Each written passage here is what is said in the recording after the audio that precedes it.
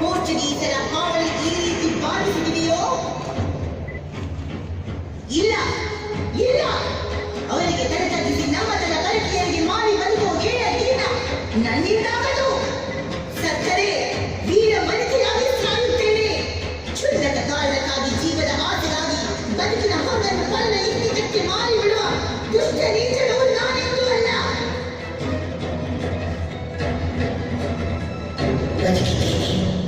ಬದುಕುತ್ತೇನೆ, ಬದುಕಲು ಅಡಿಯಿಟ್ಟಾಗಿದೆ.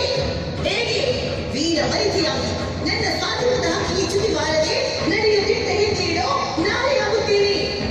ದೇಶ ತೋಚಲು ಬಂದ ಕೆಂಚರಿಗೆ ಹೆಮ್ಮಾರಿಯಾಗುತ್ತೇನೆ. ನನ್ನ ಕಂದನ ಅಂತರ ಸುತ್ತಿ ಕಂಗೆಡದೆ ನಿಂತಿದ್ದೇನೆ. ಇನ್ನು ನನ್ನಲ್ಲಿ ಅಡವಿಗೆ ಜಾಗ ಇಲ್ಲ.